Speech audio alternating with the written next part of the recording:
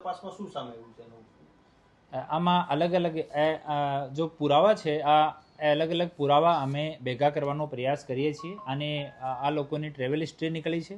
જો પહેલાં 3 લોકોને અટક કર્યા હતા અને અમુક જૂના રેકોર્ડ્સના કાગળ પણ નીકળ્યા છે જેને અમે વેરીફાઈ કરીએ છીએ. એક વખત વેરીફાઈ થઈ જાય એના પછી આપની સાથે શેર કરીએ અને બીજા કોઈ લોકો એની સાથે સંકળાયેલા છે કે કેમ આ વસ્તુમાં પણ આપણી તપાસ ચાલુ છે અને આનો ઇન્ટ્રોગેશન જોઈન્ટ ઇન્ટ્રોગેશન પણ અલગ અલગ આપણી દેશની એજન્સીઓ દ્વારા કરવામાં આવ્યો છે.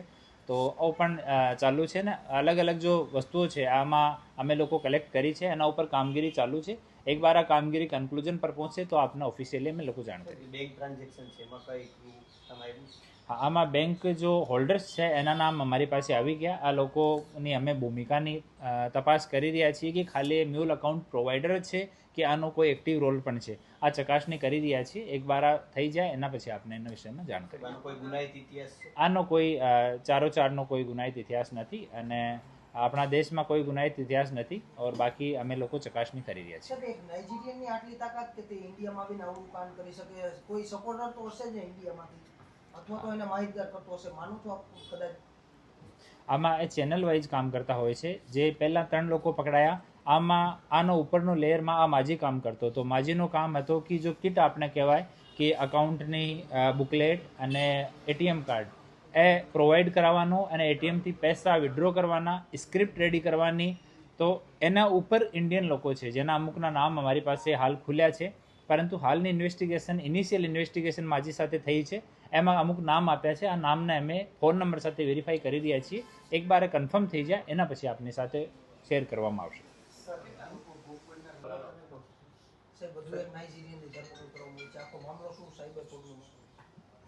રાજકોટ ગ્રામ્ય જિલ્લામાં ગિફ્ટનો લાલચ આપીને અને લોકો સાથે છેતરપિંડી કરવાનો એક બનાવ બન્યો હતો જેમાં ફરિયાદી જસદણના હતા.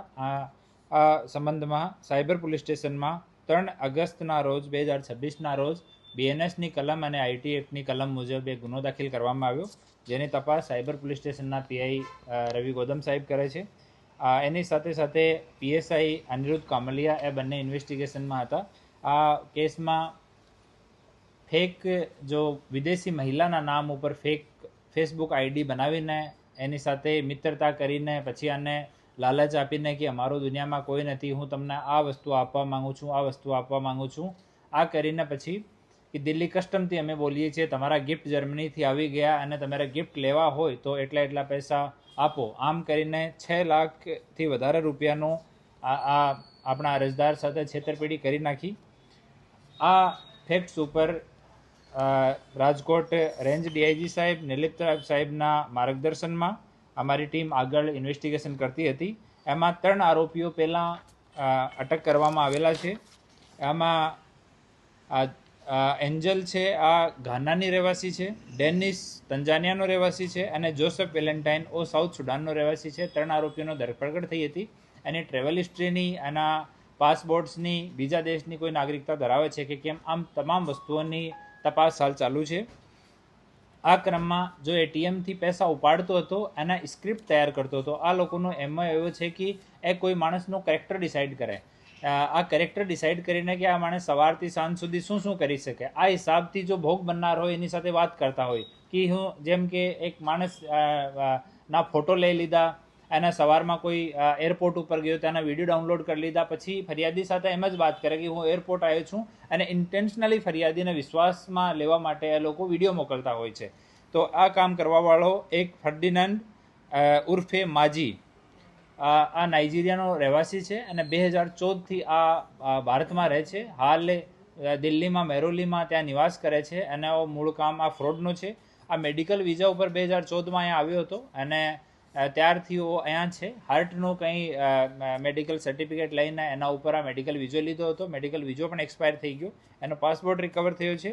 એની પાસેથી 4 મોબાઈલ ફોન રિકવર થયા છે, 1 laptop, 3 SIM, 1 passport, pen drive, wifi receiver અને રોકડ રકમ 20,900 રૂપિયા એટલો મુદ્દામાલ એની પાસેથી રિકવર થયો છે. એક ફોન જ્યારે આને ડિટેન કરવા માટે ટીમ ત્યાં પહોંચી, પીએસઆઈ અનિરુદ્ધ કામલિયા અને એની ટીમ, ત્યારે એક ફોનનો ફોર્મેટ કર્યો. આ ફોનને અને બીજા ફોન્સને અમે લોકો એફએસએલમાં મોકલી રહ્યા છીએ અને એનો ઇન્વેસ્ટિગેશન કર્યા પછી આગળ અમે લોકો વધવાના છીએ. આનો મૂળ કામ જે છે ને આ પૈસા વિડ્રો કરવાનું હતું અને સ્ક્રિપ્ટ તૈયાર કરીને અને જે બીજી છોકરીઓ છે એની ગર્લફ્રેન્ડ હતી, પહેલાં જો અરેસ્ટ કરી હતી આ એન્જલ, એની એક્સ ગર્લફ્રેન્ડ છે. આ માર્ચમાં બંનેનો બ્રેકઅપ થઈ ગયો. એ બંને મળીને આ કામ એ લોકો કરતા હતા. અને આ સોફ્ટવેરથી પાર્સલના ફોટોગ્રાફ પણ તૈયાર કરતો હતો. જેમ કે આપણે જસદનવાળો આપણો ભોગ બનનાર છે તો એનું નામ, એનો સરનામો પૂરો લખીને એક વ્યવસ્થિત પાર્સલ લખીને એનો ફોટો પાડીને મોકલતા હતા કે અમે દિલ્હી કસ્ટમથી બોલીએ છીએ, તમારો આ પાર્સલ આવ્યો છે, આમ વેલ્યુએબલ સામાન છે, તાકી માણસને કોઈ આના ઉપર ડાઉટ નહીં જાય કે એ લોકો છેતરપિંડી કરનાર છે. તો આ હિસાબથી હાલ સુધીમાં 4 લોકો અટક થયા છે. આના જો બેંક અકાઉન્ટ્સ છે એની અને આના પાસપોર્ટની અને ટ્રેવલ હિસ્ટ્રીની બધી તપાસ હાલ ચાલુ છે. આમાં જે પ્રોગ્રેસ થશે એના વિષયમાં આપને ઓફિશિયલી અમે લોકો માહિતગાર કરવાના છીએ. સાહેબ જે 5 દિવસના રિમાન્ડ મળ્યા હતા